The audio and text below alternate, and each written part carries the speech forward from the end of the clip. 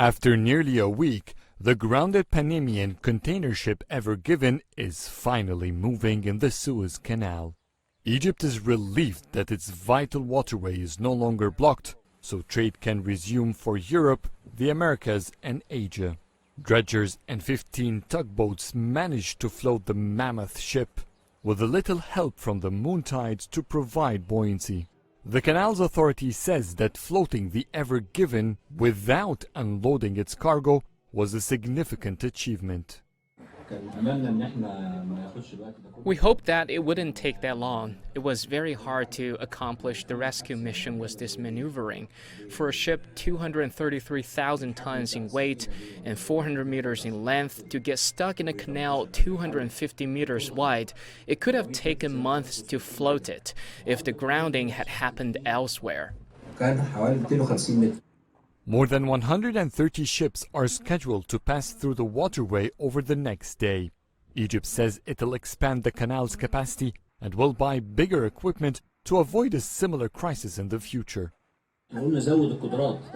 We will expand our capabilities. Instead of having a tugboat with power to drag 150 tons, we will get tugs with 250 to 300 tons capacity. We're also bringing in 2 new dredgers. They are going to be the biggest in the region. We've gained experience and learned from this experience. The Ever Given will not leave Egypt just yet.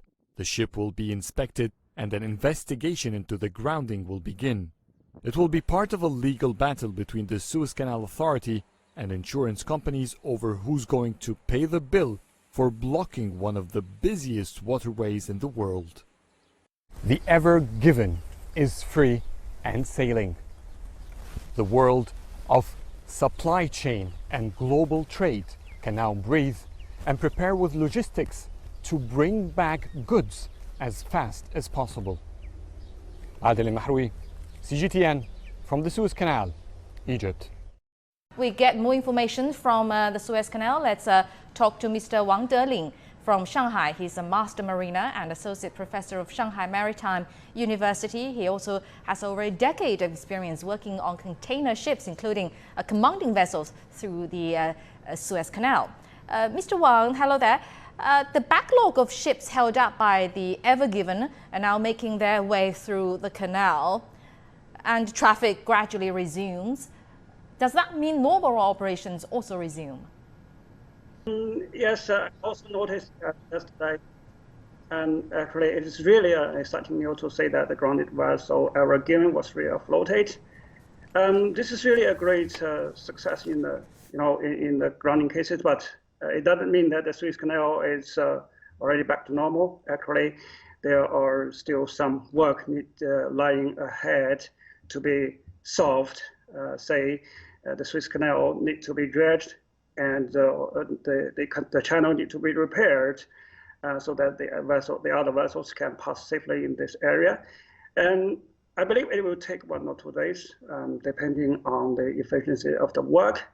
And we see that more than 400 vessels was blocked near the Suez Canal, and to arrange the safe passage of those blocked vessels, it will also take around 3 days. So that is to say, it will take around 4 days, I say, maybe longer, to let the Suez Canal completely back to normal. Yeah. Right, and then what do we know exactly about what went wrong? This is very hard to say. Generally speaking, there are 3 possible causes for this kind of accident, including the environmental factors. The ship equipment failure may lead to the ship out of control, and also some other reasons like the human faults. At present, the exact reason for this case is still not yet released by the Suez Canal Authority, and it is still under investigation, I believe. But lots of news saying that the ship encountered strong winds of sandstorm, bad weather. But I think the weather alone may have led to the accident, because it is clear that at the moment there were other ships of this ship type ahead and behind of the Ever Given, but only Ever Given ran aground. But anyway, I think the cause for this accident might be the result of combination of various factors. So for the exact reasons, I think we need to wait for the news release from the Suez Canal. Yeah. Wait for the result of the investigations. Well, as the demand for shipping goods worldwide grows, so does the size of ships. What are Suez Canal authorities considering to ensure that this kind of thing will not happen again? Yes, that's correct. The ships become larger and larger, and also this specific accident did have a great impact on the shipping. In recent years, there have been several ground cases in the Suez Canal.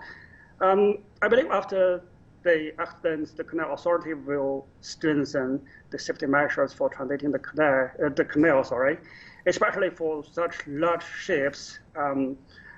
These measures, for example, can be strengthening the inspection requirement for the ship's equipment before entering the channel, and also enhance the management of capability of the pilots.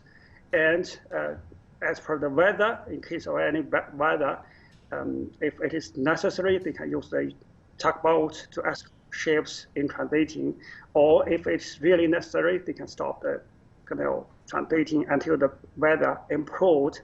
So in a word, I believe that the canal authority will take stricter safety measures to prevent the similar cases from happening again.